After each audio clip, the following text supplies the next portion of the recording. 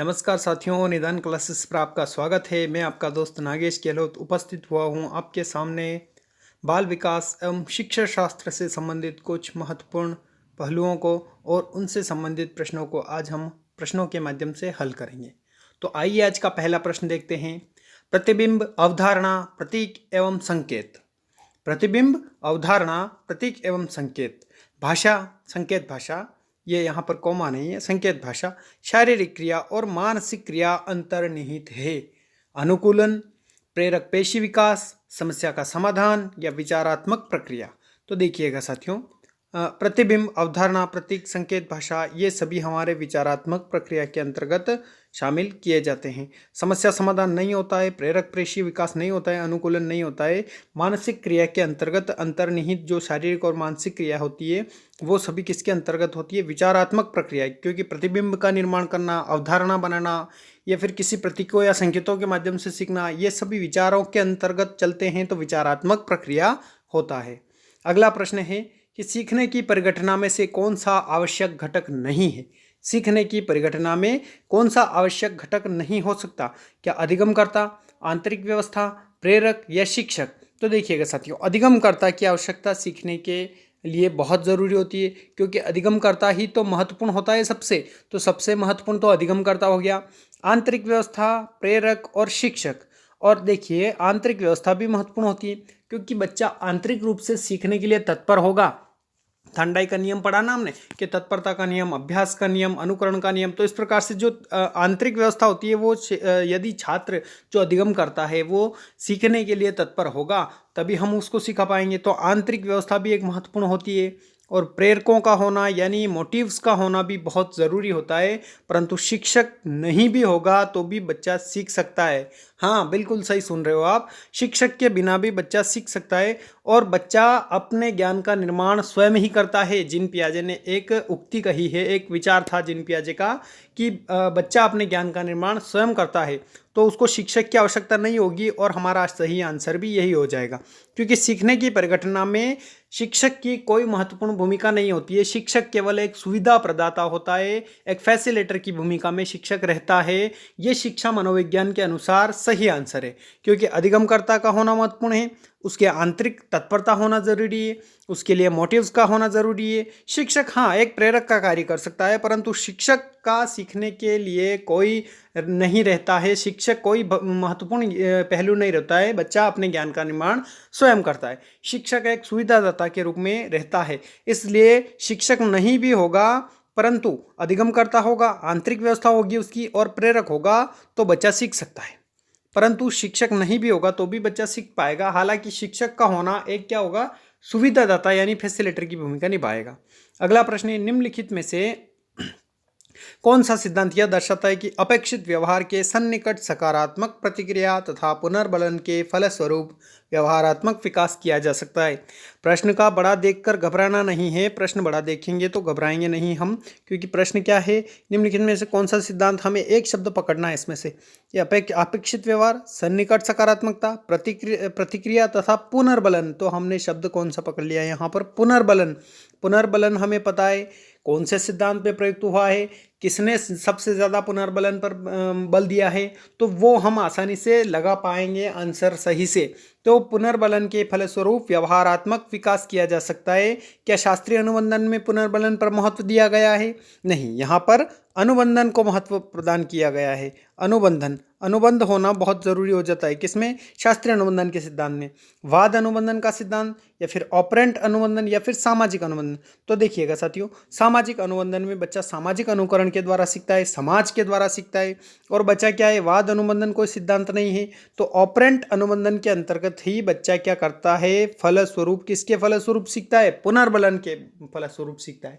तो पुनर्बलन का सबसे ज़्यादा प्रयोग स्किनर ने किया है। और स्किनर का ऑपरेंट अनुबंधन, आप तो बोलोगे कि हमने क्रिया प्रसूत अनुबंधन पढ़ा था, ये ऑपरेंट के है क्या है? तो ऑपरेंट, इसका ऑपरेंट कंडीशनिंग थ्योरी इसका अंग्रेजी वर्जन नाम है। हिंदी में इसको सक्रिय अनुबंधन का सिद्धांत, नैमित्तिक अनुबंधन का सिद्धांत कह सकते हैं। सक्रिय अनुबंधन और नैमित्तिक अनुबंधन का सिद्धांत हम कह सकते हैं इसको। और एक और इसको कहा जा सकता है पुनर्बलन का सिद्धांत, क्योंकि पुनर्बलन का सिद्धांत का प्रयोग क्रिया प्रसूत अनुबंधन के सिद्धांत ही होता है। और स्किनर ने 1938 में अपने सिद्धांत का प्रतिपादन किया और इन्होंने सबसे ज़्यादा किसको महत्व दिया, तो इन्होंने सबसे ज़्यादा पुनर्बलन को अपने सिद्धांत में महत्व दिया। क्रिया प्रसूत होता क्या है? क्रिया प्रसूत मतलब एक ऐसे दिगम की प्रक्रिया है जिसके द्वारा पुनर्बलन द्वारा किसी क्रिया को दोहराए जाने की प्रायिकता बढ़ाई जाती है। क्या है क्रिया प्रसूत का अर्थ? कि एक ऐसी प्रक्रिया है जिसमें पुनर्बलन के द्वारा किसी अनुक्रिया को दोहराए जाने की प्रायिकता बढ़ाई जाती है। यही हमारा क्या कहलाता है? क्रिया प्रसूत। क्रिया प्रसूत का अनुबंधन सिद्धांत, या फिर ऑपरेंट कंडीशनिंग थ्योरी बोले, या फिर ऑपरेंट अनुबंधन का सिद्धांत बोले, या फिर हम बोल सकते हैं नैमित्तिक अनुबंधन का सिद्धांत। इसको RS टाइप थ्योरी भी कह सकते हैं। RS टाइप थ्योरी भी हम इसको कह सकते हैं। साधनात्मक अनुबंधन भी इसको कहा जा सकता है। और इस सिद्धांत के प्रतिपादक कौन है? ब्यूरस फ्रेडरिक स्किनर।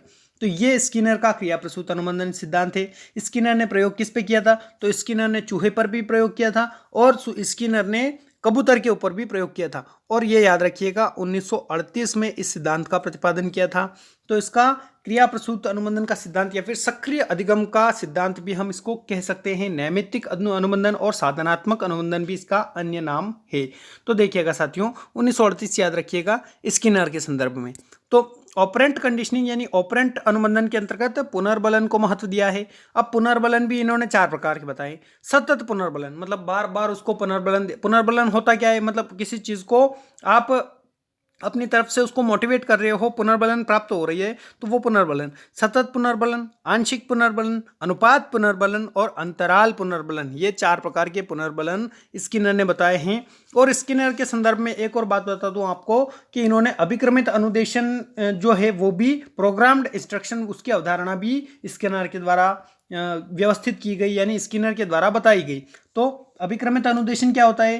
कि शिक्षक मतलब पाठ्यवस्तु का निर्माण करता है और बालक उसको बिना किसी सहायता से क्या करता है? छोटे छोटे टुकड़ों में बांटकर पढ़ता है अपने हिसाब से, वो होता है अभिक्रमित अनुदेशन। तो अभिक्रमित अनुदेशन भी 4 प्रकार से होता है। देखिए, पुनर्बलन के भी 4 प्रकार हैं, अभिक्रमित अनुदेशन के भी 4 प्रकार हैं। मैं एक छोटे से रूप में आपको समझाऊं तो पहला रेखीय अभिक्रमित, दूसरा शाखीय अभिक्रमित, तीसरा मैथमेटिक अभिक्रमित और चौथा है कंप्यूटर आधारित अभिक्रमित। तो ये स्किनर के बारे में एक छोटी छोटी सी जानकारी मैंने आपको उपलब्ध करवा दी है। अगला प्रश्न देखते हैं। अगला प्रश्न है, वह प्रक्रिया जिसके द्वारा माता पिता यह अनुमान लगाते हैं कि उनके बच्चे में सभी सकारात्मक गुण हैं, क्योंकि एक गुण सकारात्मक है, कहलाता है। देखिए, माता पिता क्या अनुमान लगा रहे हैं कि उनके बच्चे में सकारात्मक गुण हैं, क्योंकि एक गुण सकारात्मक है। तो ये क्या कहलाएगा? क्या परिवेश का प्रभाव कहलाएगा, हाथ वर्ण का प्रभाव कहलाएगा, प्रभाव का नियम कहता है, या फिर प्रतिलोम प्रवेश का नियम कहलाएगा? तो देखिएगा साथियों, एक माता पिता को ये है अनुमान है लगाते हैं वो कि अपने बच्चे जो हैं ये एक सकारात्मक अपने बच्चों में सकारात्मक गुण है। तो वो परिवेश का प्रभाव, क्योंकि वो परिवेश को देखकर ही, यदि बच्चे का वातावरण ठीक ठाक है, अच्छा है वातावरण, तो वो उसके परिवेश में अच्छे से व्यवहार करेगा। यदि बच्चे का वातावरण नकारात्मक है, देखिए 90% प्रभाव किसका पड़ता है? परिवेश का पड़ता है। और 10% प्रभाव जो होता है वो हम आनुवंशिकता कह सकते हैं, हम आनुवंशिकता के संदर्भ में कह सकते हैं। तो 90% बच्चा जिस परिवेश में रहेगा, जिस वातावरण में रहेगा, उसका असर वैसा ही रहेगा। तो हम उसके माता पिता उसकी क्या लगा सकते हैं? अनुमान लगा सकते हैं कि बच्चा सकारात्मक है या नकारात्मक है। तो ये परिवेश का प्रभाव कहलाता है। अगला प्रश्न है, रमेश और अंकित की समान बुद्धिलब्धि 120 है। बुद्धिलब्धि से प्रश्न है, बहुत बढ़िया प्रश्न है। रमेश और अंकित की बुद्धिलब्धि कितनी है? इनकी IQ, इसको हम IQ इंटेलिजेंट क्वेश्चन के नाम से भी जान सकते हैं। IQ कितनी है? 120 है। और रमेश अंकित से 2 वर्ष छोटा है। मतलब रमेश क्या है? अंकित से 2 वर्ष छोटा है। यदि अंकित की आयु 12 वर्ष है तो रमेश की मानसिक आयु क्या होगी? देखिए, यहाँ पर हमें बुद्धिलब्धि किसी की निकालना है तो उसको सबसे पहले तो हमें चाहिए होगी मेंटल एज, यानी मानसिक आयु। और दूसरा जो संप्रत्यय है वो होगा क्रोनोलॉजिकल एज, यानी CA, और हम इसको वास्तविक आयु भी बोल सकते हैं। इससे हम गुणा करेंगे, 100 से गुणा करेंगे और इनसे जो निकल कर आएगा वो उसकी एज हो जाएगी। तो यहाँ पर हमने गुणा किया 100 से मेंटल एज और क्रोनोलॉजिकल एज का। तो यहाँ पर जो रमेश की मानसिक आयु निकल कर आई वो है 12, क्योंकि 120 को से हम 100 का गुणा करके काट देंगे तो वो 12 वर्ष निकल कर आ जाएगी। तो यहाँ पर रमेश की मानसिक आयु कितनी निकल कर आई? 12। और इसको अगर हम देखें तो IQ का सूत्र क्या है? तो IQ का सूत्र है IQ बराबर MA/CA। और इसको गुणा किससे करना है, 100 से करना है। तो IQ का सूत्र दिया किसने, तो ये दिया टर्मन द्वारा।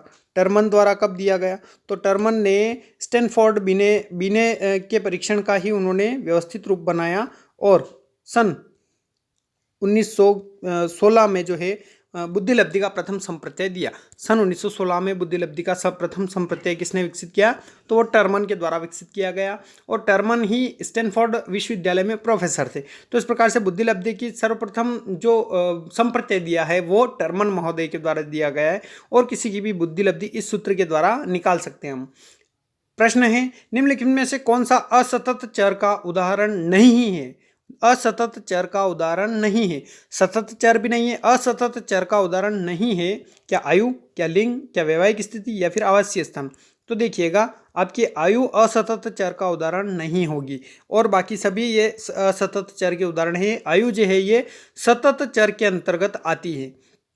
छात्र की प्रयोगात्मक दक्षता के आकलन का यथोचित रूप है।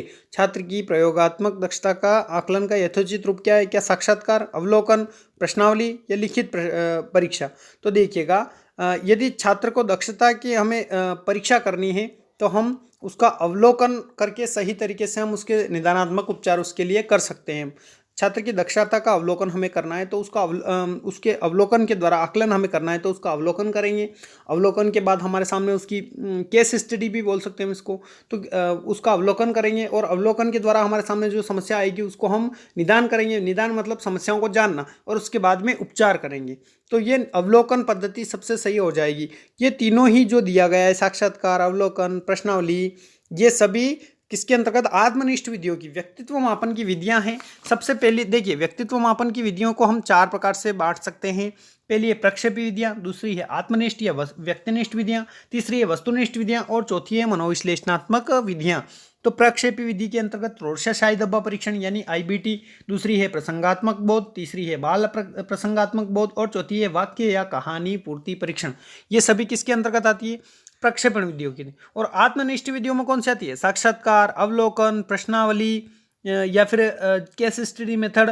तो इस प्रकार से ये आत्मनिष्ठ विधियां हैं। तीसरी है वस्तुनिष्ठ विधियां, तो उसको हम निरीक्षण विधि, मापनी विधि या फिर रेटिंग स्केल कह सकते हैं उसको, समाजमिति विधि, ये सभी वस्तुनिष्ठ विधियां हैं। और चौथी मनोविश्लेषणात्मक विधियां कौन सी है, मुक्त साहचर्य विधि और स्वप्न विश्लेषण विधि। तो ये व्यक्तित्व की प्रमुख मापन की विधियां थी जो मैंने आपको शॉर्ट में बताई है।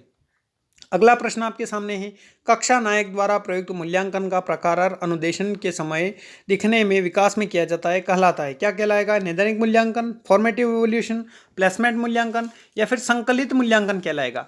कक्षा नाटक, ये आपके मूल्यांकन से प्रश्न है यानी पेडागोजिकल प्रश्न पूछा गया है आपसे। तो सतत मूल्यांकन के अंतर्गत एक तो होता है FA यानी फॉर्मेटिव एवेल्युएशन और एक होता है SA यानी सम्मेटिव एवेल्युएशन। तो फॉर्मेटिव एवेल्युएशन आप कक्षा के दौरान जब पढ़ाते हैं डेली की, उस समय किया जाता है कौन सा, फॉर्मेटिव एवेल्युएशन। तो उसके अंतर्गत 40% हिस्सा जो होता है वो आपका रहता है। मतलब फॉर्मेटिव यानी हम कह सकते हैं उनको प्रारंभिक मूल्यांकन, प्रारंभिक परीक्षण। तो मौखिक परीक्षा तथा दत्त कार्यों में प्रदर्शन के द्वारा विद्यार्थी का जो मूल्यांकन किया जाता है वो क्या होता है, फॉर्मेटिव इवोल्यूशन। और योगात्मक मूल्यांकन इसको हम कहते हैं SA यानी सम्मेटिव इवोल्यूशन। ये 3 घंटे का लिखित परीक्षण होता है, जैसे कि हमारी त्रैमासिक, अर्धवार्षिक और वार्षिक परीक्षाएं होती है, वो SA के अंतर्गत आती है यानी सम्मेटिव इवोल्यूशन, जिसको हम योगात्मक मूल्यांकन कहते हैं।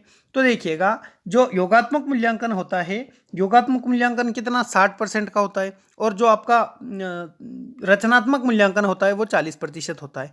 तो जो हमारी लिखित जो 3 घंटे की परीक्षाएं होती है वो योगात्मक मूल्यांकन यानी SA में आती है। तो हमारा सही आंसर क्या हो जाएगा, फॉर्मेटिव मूल्यांकन। क्योंकि मूल्यांकन का अनुदेशन सीखने के समय अगर मूल्यांकन कर रहा है बालक का तो वो फॉर्मेटिव इवैल्यूएशन यानी FA के अंतर्गत आता है, जो कि हमारा 40% होता है। ठीक है, तो ये प्रश्न आपका होता है। अगला प्रश्न है, किसी बालक के मानसिक रूप से अस्वस्थ होने का क्या कारण है। क्या परिवार का वातावरण, क्या कक्षा का वातावरण, क्या पड़ोस का वातावरण, आस पड़ोस का वातावरण। तो देखिए यहाँ पर मानसिक स्वास्थ्य के बारे में बात की गई है, न कि शारीरिक स्वास्थ्य। बच्चे का अगर मेंटल गड़बड़ पाया जाता है, उसका परिवार का वातावरण भी महत्वपूर्ण होता है, कक्षा का वातावरण भी और आस पड़ोस का। तो यहाँ पर ये सभी ऑल में आ जाएंगे। ऑल इसका राइट आंसर हो जाएगा, मुझसे आयल टाइप हुआ नहीं है।